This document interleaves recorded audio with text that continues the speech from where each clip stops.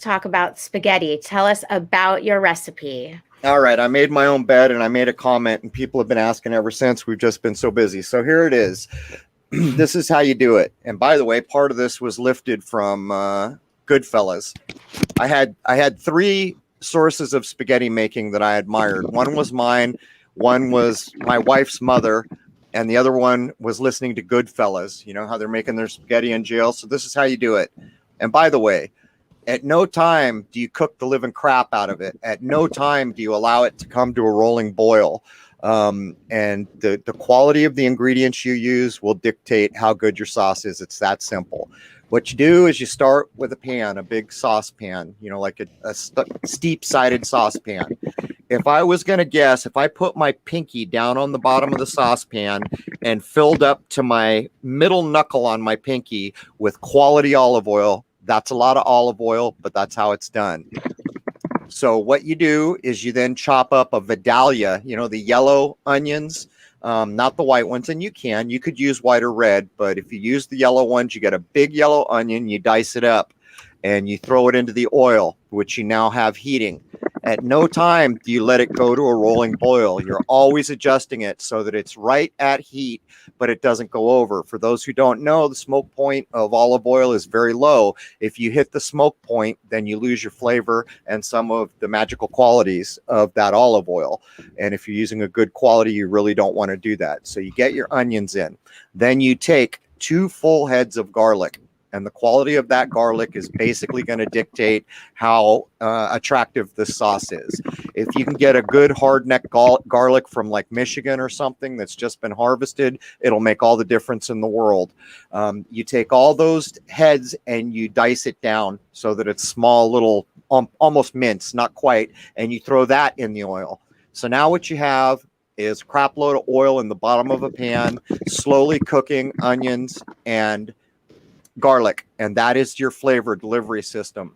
As soon as the onions are translucent and you can squish a piece of the garlic against the side with a spoon, you know you're ready to go.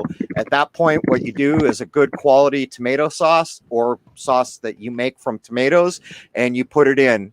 And then you take a small amount of tomato paste and you put it in and you stir it all together. Now, there's the basis. You could eat it just, well, that's not true. You need your herbs. But if you added the herbs right now, you could eat that as a damn good spaghetti sauce. But the way we do it is we do 7-element and 12-element. So 12-element has a couple, 2, 3 kinds of mushrooms. But I'm going to give you the simple version because you can add anything you want to it after you've got it. So now you got this really flavorful sauce with all the oil, onions, and garlic. You take a palmful of quality oregano, not Greek, not Mexican, regular sweet oregano. If you have to use dried, McCormick makes a good version. If you get to use fresh, you need 3 times the amount I just told you. In other words, dried, a palmful, fresh, 3 palmfuls. Then you take half that amount in basil. And it's quality basil. McCormick makes a good dry one, or you get fresh. And if it's dried, you use half a palmful of basil, or if it's fresh, you use 3 half palmfuls of basil. Then you salt it slightly, and here's a choice you get to make. Some people don't like the acid. You can take like 1/4 of a teaspoon of some quality sugar and put it in if you want to cut the acidity. I like the acidity.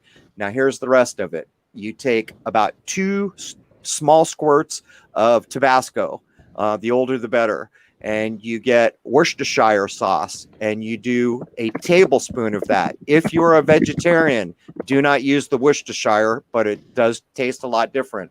There's fish, just so you know, in Worcestershire, and that's basically it. That is the basis for endless Italian sauces, and if you ate it over noodles like that, it would be spectacular.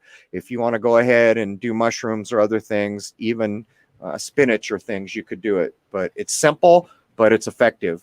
I've won a lot of bets with that sauce. Wow, that's awesome. All right. Well, now that I've gotten what I wanted out of you, Crow, you are free to go. But first, just tell us your favorite kinds of mushrooms, because you didn't talk about mushrooms. So what's your favorite? What mushrooms? I like porcini. Get this, man. So I like porcinis a lot, and I like morels a lot. And those little baby bellas, or whatever they're calling them, the little brown gremilli, or whatever they call them. It's basically a baby bella. Those are good if I'm just going to saute. But the other day, my wife walks out to get the paper, looks across the street, and there's this honking yellow mushroom growing on a tree log. So she runs and gets me. We go over there. I'm all, holy smokes, man. So I take a picture of it, send it to David Avocado Wolf. I'm all, dude, can I eat this? Well, unfortunately, he answers me a day later and says, hell yes, that is the best mushroom ever, something sulfuric, something. I forget the name already. So we go running next door, and guess what's there? Nothing. Someone already ate it. Oh, man. Was that the one they called chicken of the woods? It's kind of yellowy orange. And if I had to guess, if I would have cut the whole thing, it probably would have been 3/4 of a pound. It was big. Yeah, that sounds like chicken of the woods. But I missed that. It's got sulfur in the name, or sulfuric, or something in the actual Latin name. I'd have to look to see what he said. But for me, if I was going to do mushrooms in that sauce, what I would do is go buy dried porcinis and morels. And the reason is because they're a lot cheaper. Those two mushrooms cost a lot of money fresh. So then what you do is you take, I don't know, 16 ounces of water, and you put the mushrooms in it, and you bring that up till it's hot. Don't boil things, just don't do it. And then you let it sit 20 minutes. And what you do is you drain all that water off into the spaghetti sauce. And the other thing is you don't keep cooking that sauce. When it's ready, it's ready. The acid alone in that much tomato will cook. Like if I threw a raw garlic in there, in a day or two, it would be cooked from all the acid. So you don't need that heat ruining all your nutrition and everything. But the point I would make is you take dried mushrooms, you reconstitute them in water, you take that little bit of water and you add that concentrated mushroom flavor into the sauce, and then you can take all the bits and dice them up if you like that and throw those in. But they do tend to be a little more rubbery than normal if you do it that way.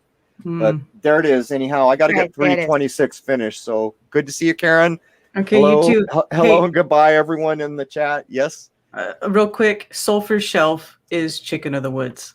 All right, you're gonna make me look here. I'll look at what he texted me. Just a second. Yes, so I'm going to post that episode right away. I'm really excited for everyone to hear that episode, and I would love for everybody to go ahead, Crow. All right, I got it. Just let me find where. Okay, here we go.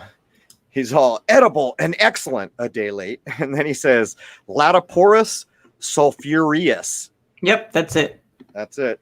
So now I know. Well, I don't know mushrooms well enough. I'll probably end up next time I'm going to pick up the phone and make him answer so that the squirrels don't get it or whatever ate that. But it would have been such a good dinner. All right, I got a haul here. Get out of here, man. All right, later. Bye-bye. Bye, Uncle Birdman.